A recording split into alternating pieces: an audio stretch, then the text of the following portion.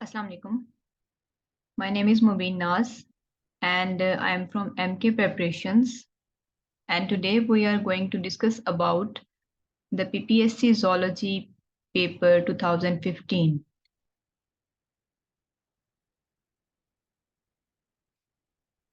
अच्छा जी, तो इसमें हम डिस्कस करेंगे डिफरेंट MCQs के बारे में जो कि पास्ट पेपर 2015 में आए हुए हैं। The number 1 is at cytokinesis in plants, यानी प्लांट्स में जब साइटोप्लाज्म की डिवीजन होती है, a structure phragmoplast is formed from the vesicles which originate from. तो एक स्ट्रक्चर बनता है फ्रेगमोप्लास्ट, ठीक है। ये फ्रेगमोप्लास्ट बेसिकली डिवाइड करता है साइटोप्लाज्म को। तो ये किन वेसिकल्स से बनता है? बेसिकली वो वेसिकल्स कहाँ से आते हैं? अगर हम यहाँ पे डायग्राम में देखें तो हमें ये फ्रेगमोप्लास्ट नजर आ रही है, ठीक है। और फ्रेगमोप्लास्ट में ये जो आपको येलो वेसिकल्स नजर आ रहे हैं, these vesicles are basically derived from the Golgi apparatus. तो अगर हम यहाँ पे ऑप्शंस देखें, lysosome, centriole, Golgi complex, glyoxysome, तो हमारा जो बेस्ट ऑप्शन है वो है गोल्जी कम्प्लेक्स। कि फ्रेगमोप्लास्ट जो है ये गोल्जी कम्प्लेक्स से ओरिजिनेट होने वाले वेसिकल से बनती है, जो कि सेल के साइटोप्लाज्म को डिवाइड करती है। The second is an alpha helix is an example of dash structure of proteins. तो अल्फा हेलिक्स जो है प्राइमरी, सेकेंडरी, टर्शरी या क्वार्टरनरी, तो ये डिफरेंट स्ट्रक्चर्स हैं प्रोटीन्स के। प्राइमरी स्ट्रक्चर जो है वो बिल्कुल लीनियर चेन होती है, और सेकेंडरी उस वक्त बनता है जब ये लीनियर चेन जो है वो इस तरीके से हेलिकल टर्न्स में शिफ्ट हो जाती है। तो हमारे पास जो बेस्ट ऑप्शन है वो है हमारे पास सेकेंडरी स्ट्रक्चर, जिसमें हेलिकल स्ट्रक्चर बनता है, जैसे कि हमें डायग्राम में शो किया गया है, ठीक है। Then central dogma of the molecular biology is, molecular biology का सेंट्रल डॉगमा क्या है? मोलेकुलर बायोलॉजी जिसमें मॉलिक्यूल्स की शिफ्टिंग हो रही है बेसिकली। अगर हम डायग्राम में देखें तो फर्स्ट वन हमारा जो बायोलॉजिकल मॉलिक्यूल है बेसिक, वो है डीएनए। डीएनए ट्रांसक्रिप्शन के थ्रू कन्वर्ट होता है आरएनए में, यानी डीएनए के ऊपर जो एक जीन है वो in the form of RNA through transcription synthesize होगा। देन आरएनए के ऊपर जो जीन है उसकी न्यूक्लियोटाइड्स की कोडिंग होती है इन the form of amino acid sequence of proteins.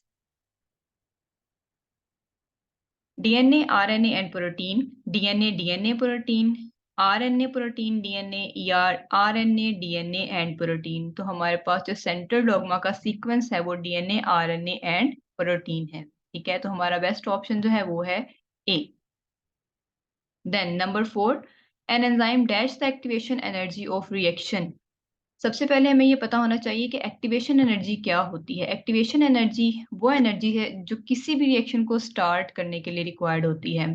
अगर एक रिएक्शन में एंजाइम इन्वॉल्व है तो अल्टीमेटली एंजाइम जो है उसको इस एक्टिवेशन एनर्जी की ज़रूरत नहीं होती। तो अगर हम यहाँ पे ऑप्शंस देखें, लोअर्स, रेजिस, डज नॉट इफेक्ट या नन ऑफ दीज, तो हमारे पास जो है ये एक्टिवेशन एनर्जी लोअर जो है वो रिक्वायर्ड होती है फॉर एन एंजाइमेटिक रिएक्शन। तो हमारे पास जो बेस्ट ऑप्शन है वो है A. Then number 5, which cell type you will prefer to take nucleus for cloning. अगर हमें क्लोनिंग करनी है तो उसके लिए हमें किस सेल टाइप को प्रेफर करना है? Embryonic cell. Embryonic cell basically वो सेल होगा जो जाइगोट की डिवीजन से फर्दर बना है और डिप्लॉयड सेल है, ठीक है। तो हम ना बीटा सेल को प्रेफर करते हैं, ना रेड ब्लड सेल को, ना स्पर्म को, बिकॉज स्पर्म में जो है स्पर्म हैप्लॉयड है, एम्ब्रियोनिक सेल डिप्लॉयड है, और डिप्लॉयड सेल का न्यूक्लियस हम यूटिलाइज करते हैं किसी की भी क्लोनिंग के लिए, किसी भी ऑर्गेनिज्म की क्लोनिंग के लिए। Number 6, where do you transfer the nucleus for cloning. हमने एम्ब्रियोनिक सेल से जो क्लोनिंग के लिए न्यूक्लियस लिया है उसको हमें अब किस में ट्रांसफर करना है कि फर्दर उसकी डिवीजन हो सके और उस सेल को हम इम्प्लांट कर सकें उसकी ग्रोथ के लिए। इन्यूक्लिएटेड सेल, इन्यूक्लिएटेड सेल, एग या स्पर्म। तो इसमें अगर हम देखें हमें यह प्रोसेस भी नजर आ रहा है। फर्स्ट वन है हमारे पास कि हमने एम्ब्रियोनिक सेल से न्यूक्लियस को आइसोलेट किया, एंड देन ये हमारे पास एग सेल है, ठीक है। एग सेल से हमने न्यूक्लियस को रिमूव किया, और रिमूव करने के बाद ये हमारा कन्वर्ट हो चुका है जी ई न्यूक्लिएटेड एग के अंदर, यानी ऐसा एग जिसमें अब न्यूक्लियस नहीं है। तो हमने जो एम्ब्रियोनिक सेल से न्यूक्लियस ड्राइव किया है वो अब हम इस ई न्यूक्लिएटेड सेल के अंदर इंसर्ट करेंगे, उसको इंट्रोड्यूस करवाएंगे। तो हमारे पास जो बेस्ट ऑप्शन है वो है बी। ई न्यूक्लिएटेड एग में हम अपना न्यूक्लियस जो है फॉर द क्लोनिंग वो ट्रांसफर करते हैं। Number 7, with respect to outside the inside of a neuron at rest is, कि अगर हम न्यूरॉन की बात करें रेस्टिंग कंडीशन में, न्यूरॉन की इनसाइड जो है उसकी कंडीशन क्या होती है? Either it is more negatively charged, more positively charged, या सेम चार्जेस होंगे, या जीरो इलेक्ट्रिक पोटेंशियल होगा। तो अगर हम डायग्राम में देखें हमें नजर आ रहा है basically during resting condition 3 sodium ions जो हैं वो outside the neuronal membrane move करते हैं और 2 पोटेशियम आयंस इनसाइड, और इसकी वजह से inside the neuron more negative organic acids या आयंस भी प्रेजेंट होते हैं, जिसकी वजह से सेल के या न्यूरॉन सेल के अंदर का जो पोटेंशियल है वो नेगेटिव होता है। ठीक है, as you can see here 3 sodium ions यानी ज्यादा पॉजिटिविटी सेल से बाहर जा रही है एंड 2 पोटेशियम आयन यानी लेस पॉजिटिविटी सेल के अंदर आ रही है। और मोर ओवर कि हमारे पास सेल के अंदर जो है वो नेगेटिव ऑर्गेनिक आयंस भी प्रेजेंट होते हैं, तो negativity during the resting condition ज्यादा होती है। तो हमारे पास बेस्ट ऑप्शन है more negatively charged. The inside of the neuron is more negatively charged during rest. Then, what is the normal resting potential of a neuron? Resting potential कितना होगा? हमने इससे पहले देखा कि जो रेस्टिंग पोटेंशियल है वो माइनस में होता है। ठीक है, अब माइनस में कितना रेस्टिंग पोटेंशियल है? You can see here in the diagram -70 millivolts. ठीक है, यानी 3 सोडियम आइंस की बाहर मूवमेंट और 2 पोटेशियम आइंस की इनसाइड मूवमेंट के बाद प्लस नेगेटिव ऑर्गेनिक एसिड्स की वजह से जो कि सेल के अंदर मौजूद हैं, जो नेगेटिव पोटेंशियल एस्टेब्लिश होता है वो -70 मिली वोल्ट का है। तो हमारे पास यहाँ पे ऑप्शंस में -70, +70, 0 या -90, हमारे पास बेस्ट ऑप्शन है -70 millivolts. What are the characters of the stem cells? Stem cells की क्या कैरेक्टरिस्टिक होती है? Either they are self renewing, can differentiate into other cells, both A and B, या नन ऑफ दीज। तो हमारे पास best option है both A and B, क्योंकि स्टेम सेल्स कोई भी ऐसे सेल्स होते हैं जिनका अभी फेट डिटरमाइंड नहीं होता, यानी उनकी अभी किस्मत नहीं लिखी हुई है कि फर्दर वो किस में डिफरेंशिएट होंगे। तो ये सेल्फ रिन्यूइंग भी हैं, प्लस ये डिफरेंट तरह के अदर सेल्स में डिफरेंशिएट भी हो सकते हैं। तो हमारा बेस्ट ऑप्शन है सी। Prions. Prions are made up of. Prions are basically recently discovered proteins. Prions जो है इनकी अगर हम composition को देखें तो proteins हैं. These are basically infectious proteins जो infection cause करती हैं. Specifically, these are linked with mysterious brain infections in cow and in other animals. तो prions जो हैं ये recently discovered हैं, वायरसेस की तरह ही वर्क करती हैं, बट इनकी नेचर, केमिकल नेचर वायरस से थोड़ी डिफरेंट है कि सिर्फ और सिर्फ प्रोटीन से मिलके बनी हुई है। बोवाइन प्रायोन प्रोटीन या human prion protein. Larva of the sponges is called amphiblastula, trochophore, pinaria या सजिटेरिया। तो लार्वा जो है स्पॉन्जिस का उसको हम एम्फीब्लास्टुला कहते हैं, as you can see here in the diagram. Sycon belongs to class. Sycon जो है ये किससे बिलोंग करती है? डेस्मोस्पेंजिया, हेक्सेक्टिनेलिडा, कालकेरी या पोरीफेरा। तो कालकेरी से बिलोंग करती है साइकोन, और ये स्पॉन्जिस की ही एक क्लास है basically. The class corals is anthozoa, scyphozoa, hydrozoa, actinozoa. तो ये हमारे पास जो फाइलम नाइडेरिया है उसकी क्लास है। एंथोजोआ जो है कोराल्स इससे बिलोंग करते हैं।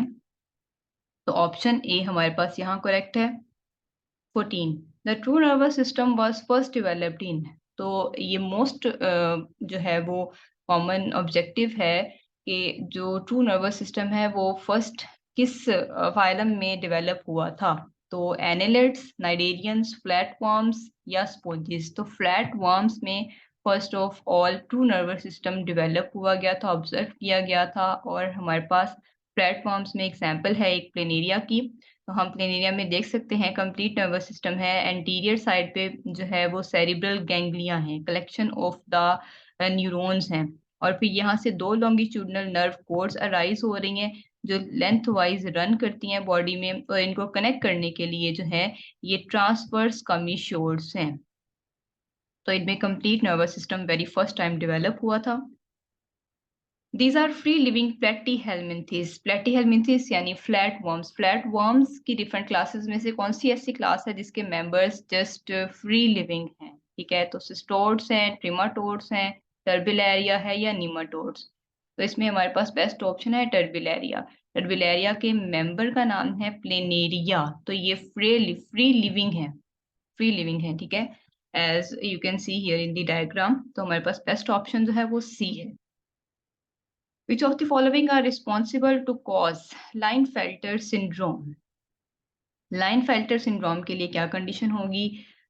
सबसे पहले हम देख लें, डिफाइन कर लें जी कि लाइनफेल्टर सिंड्रोम होती क्या है। लाइनफेल्टर सिंड्रोम वो सिंड्रोम है जिसमें एक्स्ट्रा सेक्स क्रोमोसोम्स प्रेजेंट होते हैं इंडिविजुअल्स के अंदर, और एक्स्ट्रा एक्स क्रोमोसोम स्पेसिफिकली इसमें प्रेजेंट होता है, यानी एक्स क्रोमोसोम का नंबर जो है वो इनमें ज्यादा होता है देन द नॉर्मल। तो एक्स ओ, एक्स वाई या एक्स वाई वाई, तो हमारे पास जो बेस्ट ऑप्शन है वो है X X Y. Why there is no duplication of DNA between meiosis 1 and meiosis 2? तो meiosis 1 और meiosis 2 के दौरान जो है वो डुप्लीकेशन ऑफ डीएनए क्यों नहीं होती? To produce the genetically identical cells? No. To increase the genetic variability? No. The chromosome duplicate twice during meiosis? No. To reduce the chromosome number to haploid in the resulting daughter cells? बिल्कुल exactly ये हमारे पास option है, क्योंकि हमें पता है meiosis जो है बेसिकली एक रिडक्शन डिवीजन होती है जिसमें क्रोमोसोम का नंबर हाफ हो जाता है डॉटर सेल्स के अंदर। मियोसिस 1 और मियोसिस 2, मियोसिस 1 जो है ये रिडक्शन डिवीजन होती है, और मियोसिस 2 जस्ट लाइक माइटोसिस है। ठीक है, तो मियोसिस 1 से पहले इंटरफेज होती है जिसमें डुप्लीकेशन होती है क्रोमोसोम की, बट मियोसिस 2 से पहले नहीं होती क्योंकि इसमें क्रोमोसोम का नंबर रिड्यूस करना है।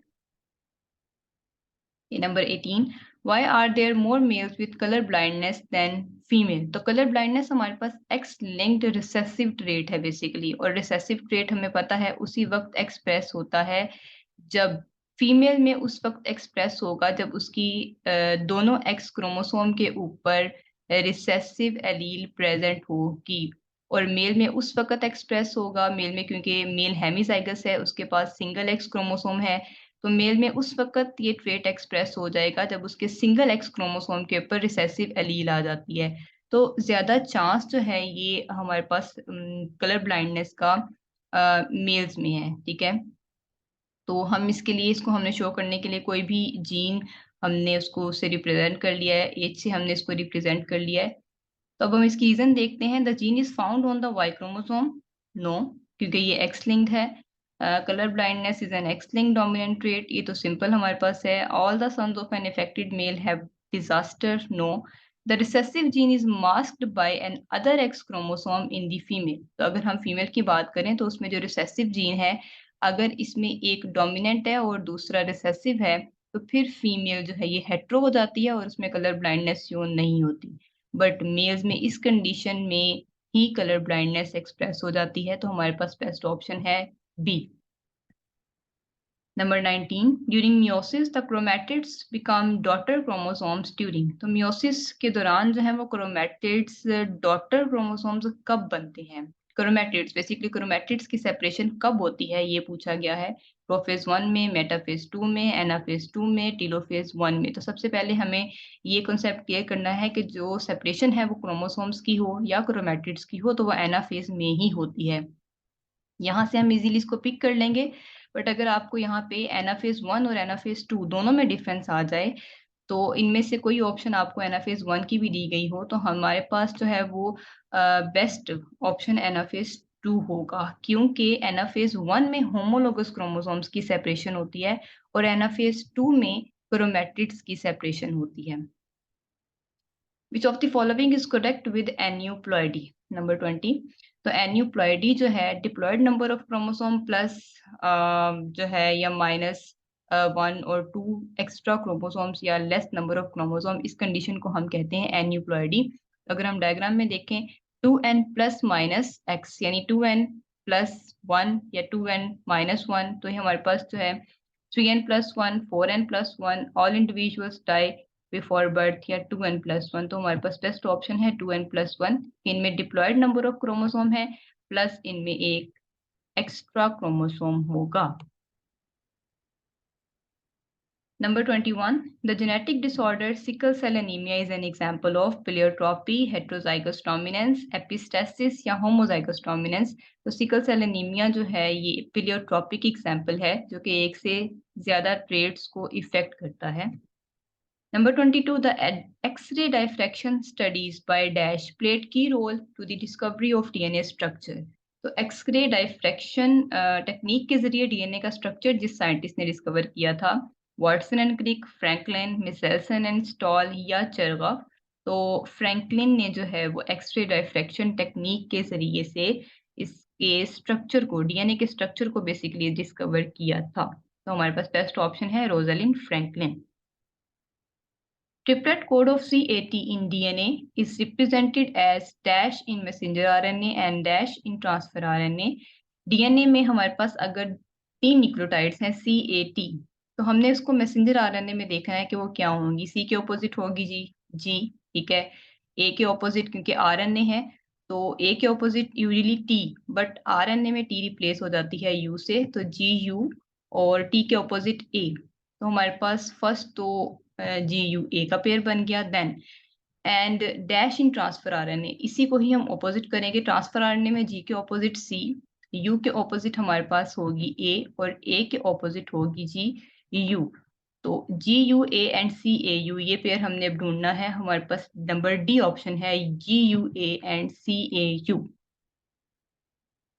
टर्नर सिंड्रोम, टर्नर सिंड्रोम में हमने एक्सप्लेन करना है कि क्या कंडीशन होती है। द सेल contain 45 क्रोमोसोम, 50% ऑफ siblings inherit the disease, there is increased risk of hypertension, या the patient is below the average height। तो इसमें से बेस्ट ऑप्शन हमारी क्या है टर्नर सिंड्रोम के लिए। टर्नर सिंड्रोम जो है वो बेसिकली कंडीशन है XO की कंडीशन है, XO, जिसमें पर्सन के अंदर एक सेक्स क्रोमोसोम जो है या एक एक्स क्रोमोसोम मिसिंग होता है, और उनमें टोटल 45 क्रोमोसोम्स होते हैं, और एक क्रोमोसोम मिसिंग है। दीज आर टोटल 45 क्रोमोसोम्स, और इसमें से loss of the second sex chromosome. तो हमारे पास यहाँ पे बेस्ट ऑप्शन है A. The following, number 25, the following is a steroid hormone. हमारे पास यहाँ पे पूरा चार्ट हमें शो किया गया है, जिसमें steroid, amine, glycoprotein, peptide and proteins, nature के सारे हार्मोन्स शो किए गए हैं। तो हमने स्टीरॉयड हार्मोन को देखना है। Corticotrophin hormone, aldosterone, growth hormone, thyroid stimulating hormone. तो हमारे पास जो स्टीरॉयड नेचर का हार्मोन है वो है aldosterone. As you can see here in the chart, aldosterone जो है ये स्टीरॉयड इन नेचर है। Number 26, insulin is secreted as proinsulin. Steroid hormone is required for glucose. ये glucose uptake in all tissue increases the uptake of the lipoprotein। तो हमारे पास best option है, it is secreted as proinsulin। ये steroid hormone नहीं है, क्योंकि insulin जो है इसकी नेचर एमाइन है, ठीक है। और इंसुलिन जो है वो ग्लूकोज को सेल्स की अपटेक के लिए रिक्वायर्ड नहीं होती, ठीक है, और ना ही लिपोप्रोटीन्स की अपटेक के लिए। तो हमारे पास बेस्ट ऑप्शन ए है कि ये प्रो इंसुलिन के तौर पे सिक्रीट होती है, जिसमें इसकी 2 चेन्स हैं, ये कनेक्टेड है, एंड देन इसकी क्लीवेज होती है और इसकी 2 चेन्स सेपरेट हो जाती हैं। एक में 21 और दूसरी में 30 अमीनो एसिड्स होते हैं। Number 27, these are schizocoelic phyla. Schizocoelic phyla के बारे में हम थोड़ा सा रिमाइंड कर लेते हैं कि स्काइजोसिलिक फाइला, जो भी फाइलम्स इस स्काइजोसिलिक हाइपोथेसिस के अंडर आते हैं, उनमें सिलोम की डिवीजन, सिलोम बेसिकली जो है वो बनती है मीजोडर्म की डिवीजन से।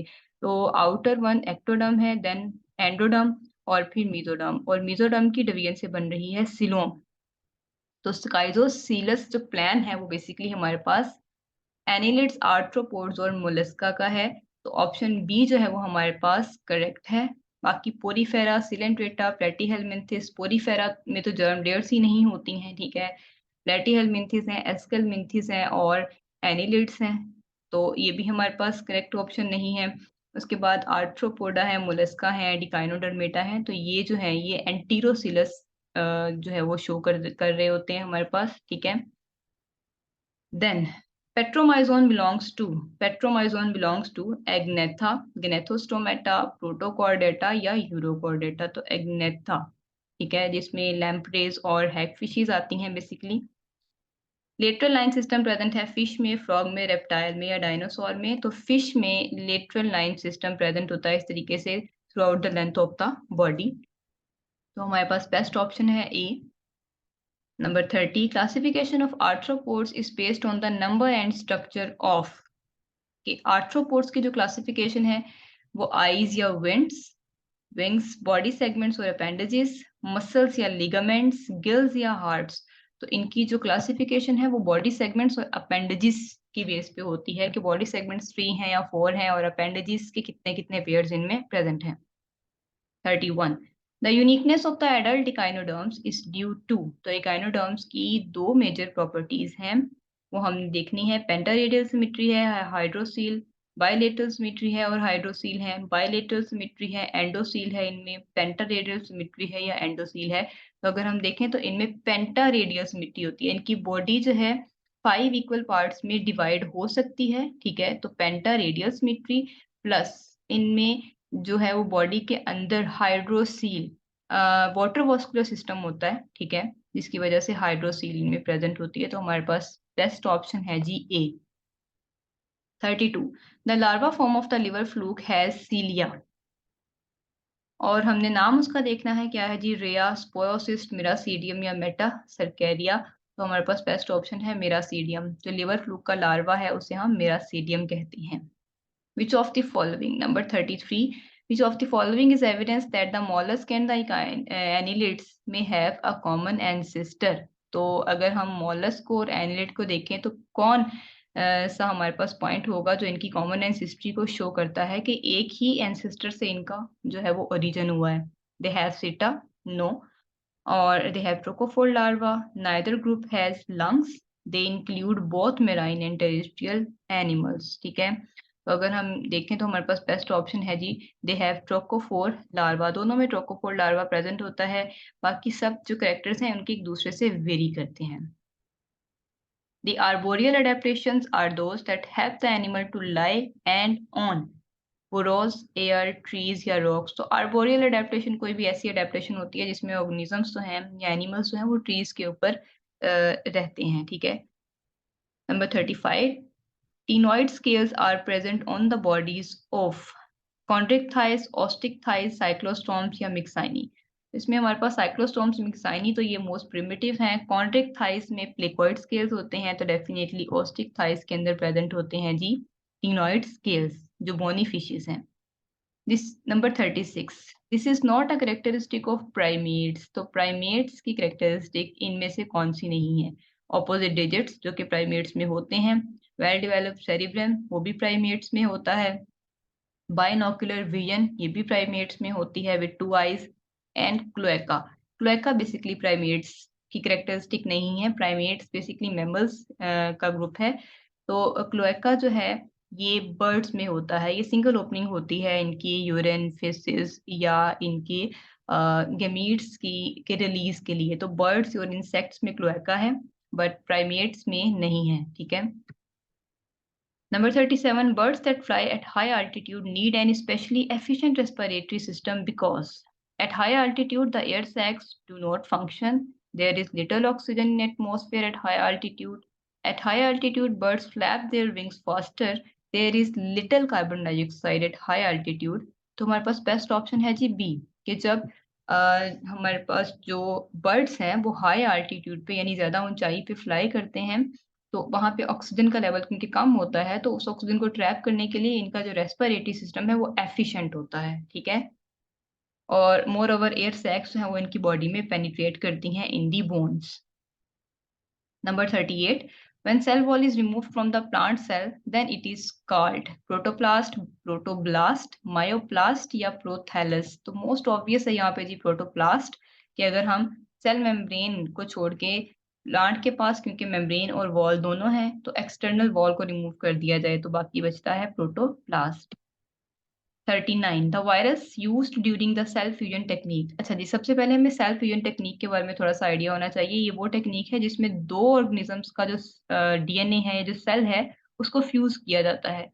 इसका मकसद जो है वो डिफरेंट जो है वो टिश्यूज बनाना, ठीक है, उसके अंदर इन्वॉल्व होता है डिफरेंट टिश्यूज वगैरह बनाने के लिए। तो यहाँ पे ह्यूमन सेल है और माउस सेल है।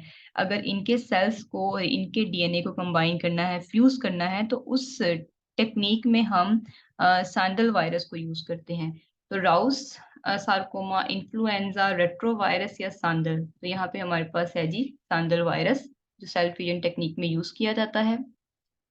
Nucleolar organizer contains, nucleolar organizer basically chromosome का रीजन होता है एक, ठीक है।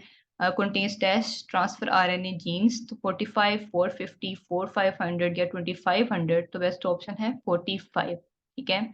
न्यूक्लियोलर ऑर्गेनाइजर जो है उसमें 45 ट्रांसफर आरएनए जीन्स प्रेजेंट होते हैं। Nucleolar organiser is separated from rest of the chromosome। Number 45 1 है हमारे पास। न्यूक्लियोलर ऑर्गेनाइजर है बेसिकली दिस वन, ठीक है। और इस न्यूक्लियोलर ऑर्गेनाइजर को रेस्ट ऑफ द क्रोमोसोम से कैसे सेपरेट किया हुआ है? Through the secondary constriction. तो प्राइमरी है, क्रोमोसोम्स है, सेकेंडरी कंस्ट्रिक्शन है या सेंट्रोमियर है? तो हमारे पास बेस्ट ऑप्शन है जी सेकेंडरी कंस्ट्रिक्शन, जो कि इनको सेपरेट करती है। Number 42 this chemical inhibits the protein synthesis in prokaryotes. तो एमेनेथिन है, साइक्लोहेक्सामाइड है, पेनिसिलिन है या क्लोरैम्फेनिकोल है? ये वो केमिकल है बेसिकली क्लोरैम्फेनिकोल, जो कि प्रोटीन सिंथेसिस को इनहिबिट करता है। Number 43 linker region have dash base pairs when nucleosome repeat after every 200 base pair. तो न्यूक्लियोसोम जो है वो हिस्टोन प्रोटीन्स, 8 हिस्टोन प्रोटीन्स और उनके अराउंड डबल हेलिकल डीएनए की बाइंडिंग से बनता है। तो जो डबल हेलिकल डीएनए इस हिस्टोन प्रोटीन के अराउंड बाइंड हुआ है, इसमें 166 बेस पेयर्स होती हैं, और दो न्यूक्लियोसोम को कनेक्ट करने के लिए जो लिंकर रीजन है इसमें 34 बेस पेयर्स हैं। तो हमारे पास यहाँ पे जो बेस्ट ऑप्शन है वो है 34। Number 44 nucleic acid absorb ultraviolet light at 320 nanometer, 260, 480 या 660। तो न्यूक्लिक एसिड 260 नैनोमीटर की यूवी लाइट को एब्जॉर्ब करता है। Number 45 RNA polymerase 3 transcribe the genes of transfer RNA, messenger, ribosomal RNA. तो अगर हम मैसेंजर आरएनए को देखें तो उसके लिए आरएनए पॉलीमरेज 2 है। अगर राइबोसोमल आरएनए को देखें तो उसके लिए हमारे पास आरएनए पॉलीमरेज 1 है, और ट्रांसफर आरएनए के लिए RNA polymerase 3। Number 46 reinitiation of the DNA duplication within the same cycle is prevented in eukaryotes, prokaryotes, viroids या viruses। तो हमारे पास बेस्ट ऑप्शन है G T, viruses। Thiamine dimers damage in DNA is produced by dash radiations, gamma, infrared, ultraviolet, all of these। यहाँ पे UV radiations हैं जो कि थायमिन डिमर्स बनाने के अंदर इन्वॉल्व होती हैं।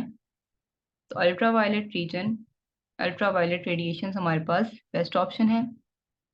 Number 48 which one of the following is initiation codon?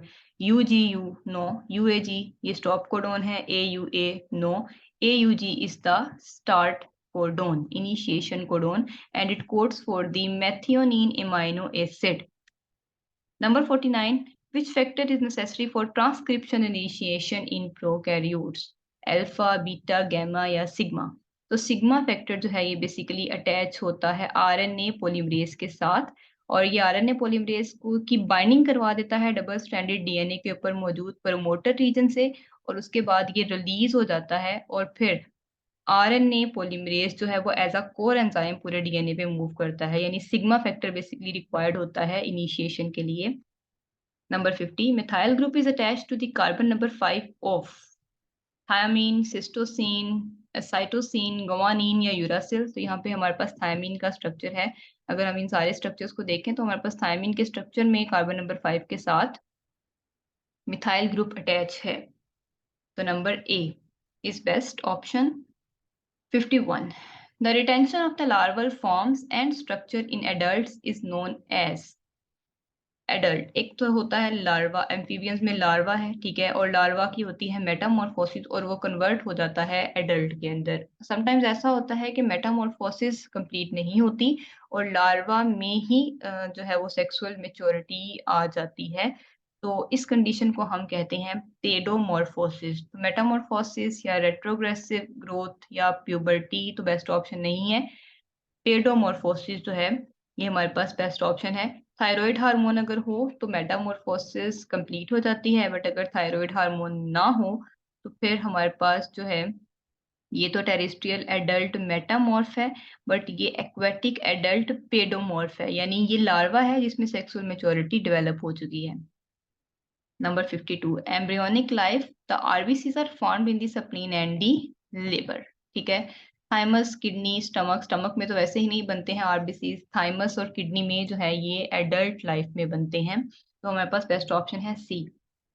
53, this terminal layer in animal embryo gives rise to lungs. तो हमारे पास एंडोडर्म, एक्टोडर्म, मेसोडर्म या प्रोटोस्टोम। तो यहाँ पे एंडोडर्म जो है इसमें देखें कि लंग्स जो है वो हमारे बेसिकली डेवलप होते हैं एंडोडर्म से, तो best option is a. Number 54, the process by which the outside cell layer moves towards the deeper layer of the embryonic cells, यानी इनवेजिनेशन होती है कि बाहर से अंदर की तरफ सेल्स मूव कर रहे हैं, आउटर साइड वाली जो सेल की लेयर है वो अंदर की तरफ इन्वेजिनेट हो रही है। तो इस प्रोसेस को क्या कहा जाता है? एपिबोली, एम्बोली, रिग्रेशन या इन्वर्जन। तो इस कंडीशन को हम कहते हैं एम्बोली, और ये डिफरेंट आपको जो है वो शो की हुई है, ठीक है।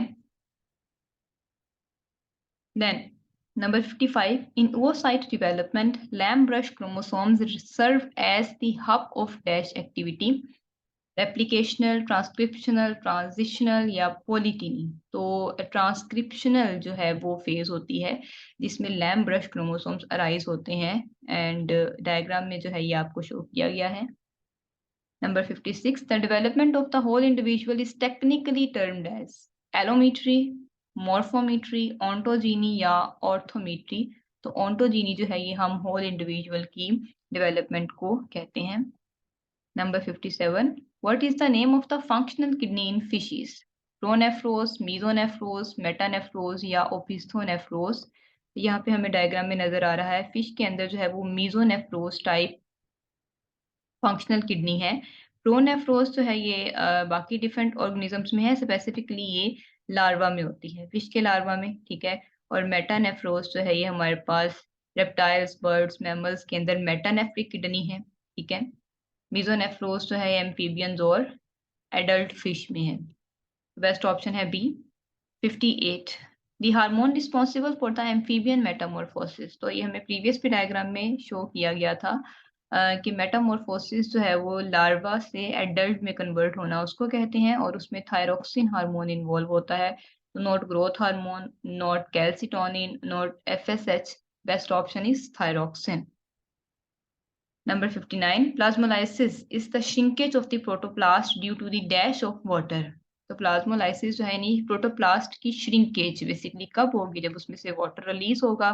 तो एंडोस्मोसिस है, डिफ्यूजन है, एक्टिव ट्रांसपोर्ट है या एक्सोस्मोसिस। तो बेस्ट ऑप्शन हमारे पास एक्सोस्मोसिस है कि अगर हम एक सेल को एक हाईली कंसंट्रेटेड सॉल्यूशन में रखते हैं, ठीक है, तो हाईली कंसंट्रेटेड सॉल्यूशन में इसको डाइल्यूट करने के लिए सेल के अंदर से वाटर बाहर मूव करता है, तो एक्सोस्मोसिस होती है। Best option is D. Number 60, uric acid is the chief nitrogenous waste of. तो अगर हम डायग्राम में देखें, अमोनिया है, यूरिया है, यूरिक एसिड है। तो uric acid birds, reptiles, insects और स्नेल्स में है, ठीक है। तो फिश और एम्फीबियन में नहीं, और उसके बाद एम्फीबियन एंड रेप्टाइल्स में भी नहीं, बर्ड्स और रेप्टाइल्स में है, और बर्ड्स और मैमल्स में नहीं, क्योंकि मैमल्स में वो यूरिया की कैटेगरी में आते हैं कि वो यूरिया रिलीज करते हैं। तो बेस्ट ऑप्शन है सी।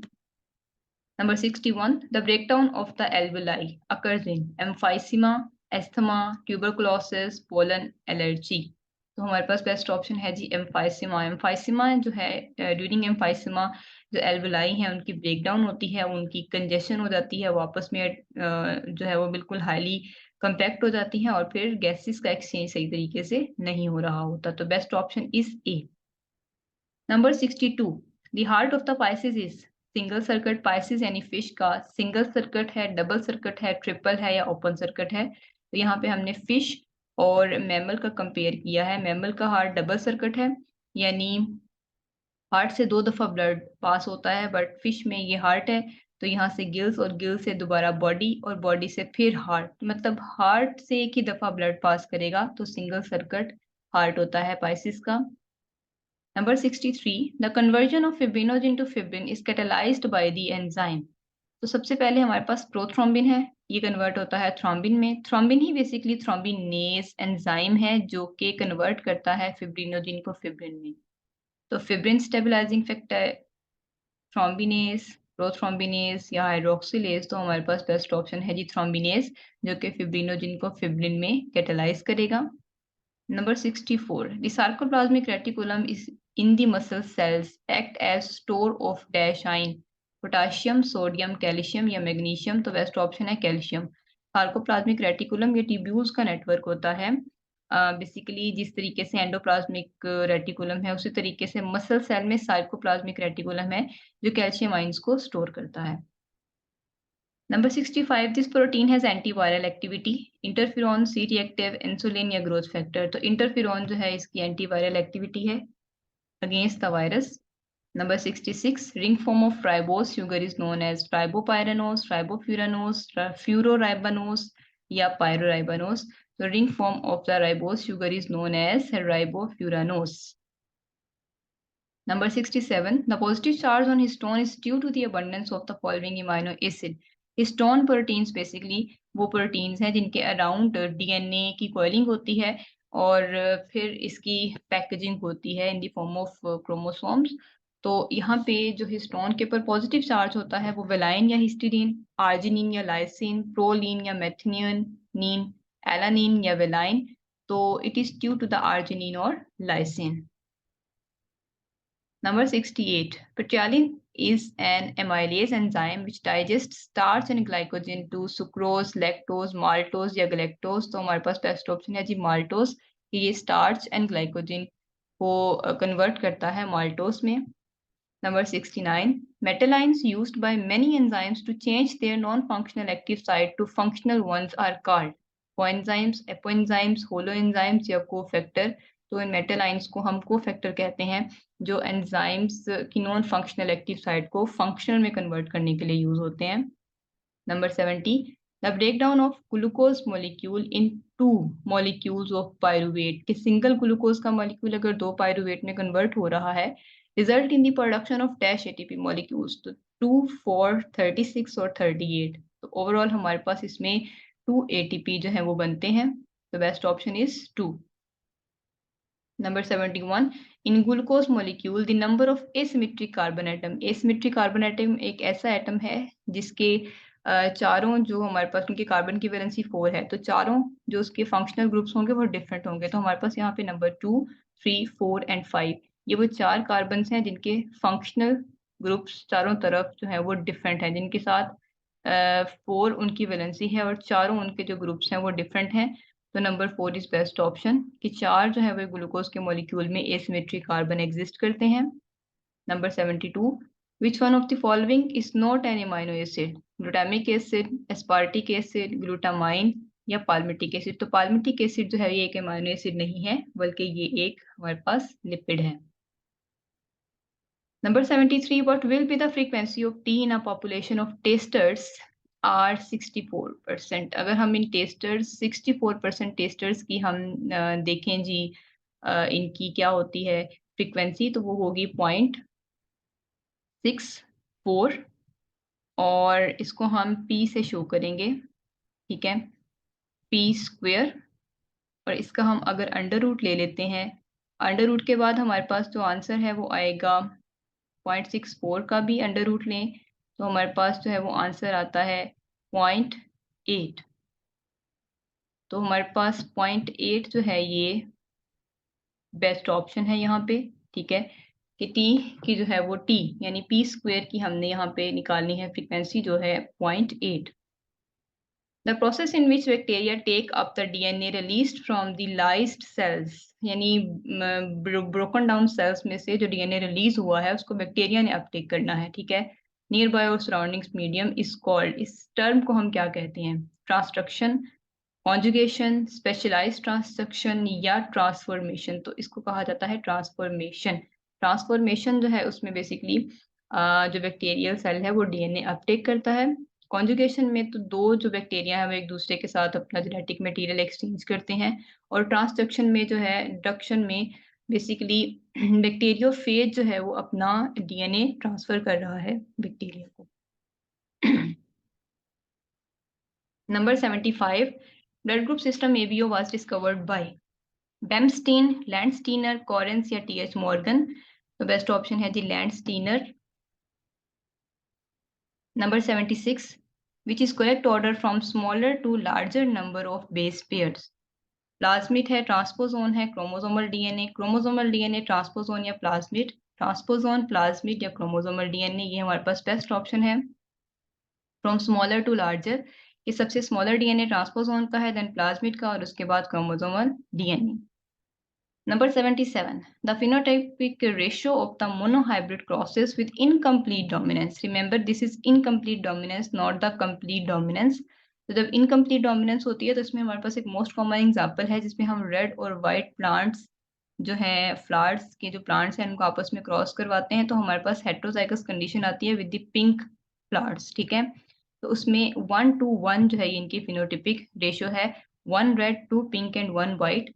तो हमारे पास बेस्ट जो फिनोटिपिक रेशियो है फॉर द इनकम्प्लीट डोमिनेंस वो है 1:1। ठीक है, नो मैटर कि जब हम कंप्लीट डोमिनेंस की बात करते हैं तो उसमें फिनोटिपिक जो है वो 3:1 होती है, बट यहाँ पे 1:1 है क्योंकि यहाँ इनकम्प्लीट डोमिनेंस है। Assuming the Hardy-Weinberg equilibrium, what will be the genotype frequency of heterozygote where frequency alleles being studied are 0.7 and 0.3? ठीक है, तो frequency alleles हैं, यानी दोनों alleles हैं, एक की 0.7 और एक की 0.3 है। ठीक है, तो 0.7 0.3 को हम मल्टीप्लाई करेंगे, P के लिए 0.7 और Q के लिए 0.3, तो हमारे पास आंसर आएगा जी 0.21। 7 3 21.21, और उसको हम 2 से मल्टीप्लाई कर देंगे तो हमारे पास आंसर आएगा 0.42। ठीक है, तो हमें जो हेट्रोजाइगोट की फ्रीक्वेंसी चाहिए थी वो हमें मिल चुकी है 0.42। Number 79, the most abundant and best known greenhouse gas is methane, carbon dioxide, chlorofluorocarbon या नाइट्रोजन। तो यहाँ पे कार्बन डाइऑक्साइड जो है वो 79% सबसे ज्यादा जो है ये ग्रीन हाउस गैस के तौर पे वर्क कर रही है। तो best option is B 80। Mangrove forest are common in Bahawalpur, Karachi, Murree hills या कोयटा। तो मैनग्रोव फॉरेस्ट जो है ये हमारे पास कराची में सबसे ज्यादा पाए जाते हैं। ठीक है, कॉमन है वहां पे। Number 81, the environment where evaporation exceeds precipitation, यानी इवेपोरेशन बहुत ज्यादा हो रही है और प्रेसिपिटेशन यानी बारिश, रेनिंग बहुत कम है।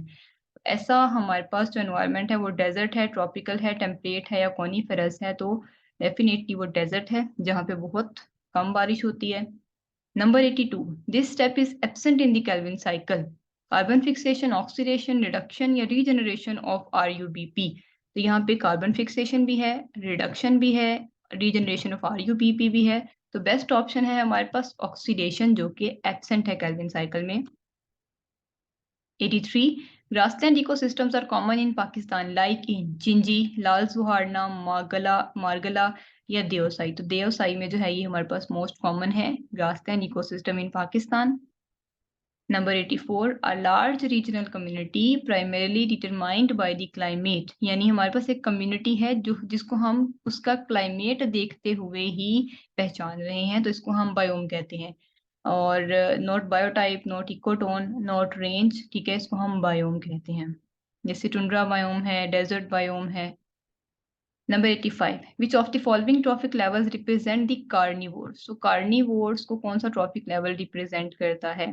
प्रोड्यूसर तो फर्स्ट ट्रॉफिक लेवल पे आते हैं, फिर है हमारे पास प्राइमरी कंज्यूमर जो हर्बीवोर्स हैं सेकंड ट्रॉफिक लेवल पे, देन सेकेंडरी कंज्यूमर है। ठीक है, जो कि जिसमें कार्निवोर्स आते हैं।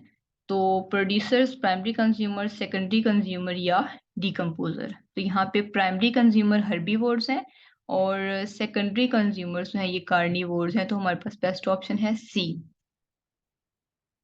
Number 86, without this phenomena average temperature of the earth might be less than -71 degrees Celsius. Ozone depletion, greenhouse effect, deforestation, desertification. यानी अगर ग्रीन हाउस इफेक्ट ना हो, ग्रीन हाउस इफेक्ट होता क्या है बेसिकली, जिसमें हमारी अर्थ का जो टेम्परेचर है वो डे बाय डे इंक्रीज होता जा रहा है, हमारी जो सोलर रेडिएशन हैं वो अर्थ में ही ट्रैप होती जा रही हैं, कार्बन डाइऑक्साइड गैस जो है वो ग्रीन हाउस ग्लास के तौर पे काम कर रही है, तो उनको रिलीज आउट नहीं होने देती अर्थ से, ठीक है। तो अगर हमारे पास ग्रीन हाउस इफेक्ट ना हो तो अर्थ का टेम्परेचर बहुत कम हो, माइनस में हो, ठीक है।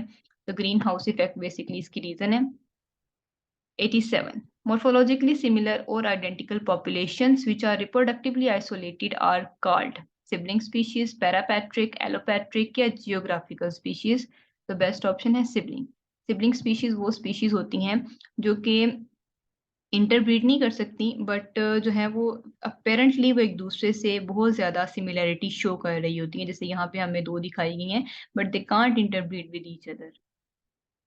Number 88, the rocks rich in the fossils are, ऐसी रॉक्स जिनमें फॉसिल्स का नंबर बहुत ज्यादा हो, इग्नियस हैं, सेडिमेंट्री हैं, मेटामॉर्फिक रॉक्स हैं या साल्ट माइंस हैं। तो सेडिमेंट्री रॉक्स जो हैं इनमें फॉसिल्स सबसे ज्यादा पाए जाते हैं। Human dentition is of type, number 89, तो इसमें लोफोडोंट, सिलेनोडोंट, बुनोडोंट या हिप्सोडोंट। तो इसमें बुनोडोंट जो है वो टाइप डेंटिशन होती है ह्यूमंस की।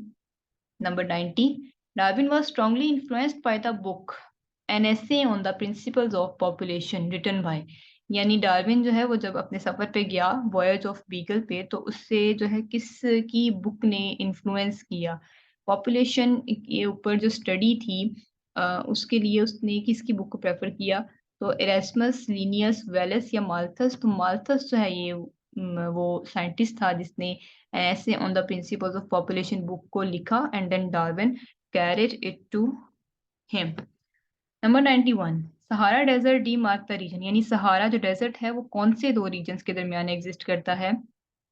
अगर हम डायग्राम में देखें, this is palearctic region and this is Ethiopian region, और इन दोनों के दरमियान ये जो बाउंड्री मार्क की हुई है ये है बेसिकली सहारा डेजर्ट। तो पैलियार्कटिक और एथियोपियन, तो हमारे पास बेस्ट ऑप्शन जो है वो ए है, Ethiopian and palearctic, not oriental and near tropical, not और एथियोपियन और oriental, not palearctic and nearctic, बल्कि बेस्ट ऑप्शन जो है वो है ए। 92, an endemic species is epidemic, taxonomist mistake, taxonomist choice या which is found uniquely in one place। तो एक एंडेमिक स्पीशी हमेशा वो स्पीशी होती है जो एक स्पेसिफिक एरिया में ही पाई जाती है, ठीक है। तो best option is T. Number 93, the specimen on which the taxonomic description is based, holotype, homotype, heterotype या homonym। तो holotype वो specimen है जिसकी बेस पे हम taxonomic description शो कर रहे होते हैं किसी स्पीशी की। 94, this is the small locally located subpopulations of organisms subjected to selection। Cline है, फिनोन है, डीम है या एक्सोन है। तो number C is best option, deme, ठीक है। यानी एक ही एरिया में छोटी छोटी पॉपुलेशन है वो ऑर्गेनिजम्स की हों, लाइक एक पॉन्ड के अंदर जो है वो फ्रॉग्स की डिफरेंट डिफरेंट पॉपुलेशन हो, तो वो डीम्स कहलाती हैं।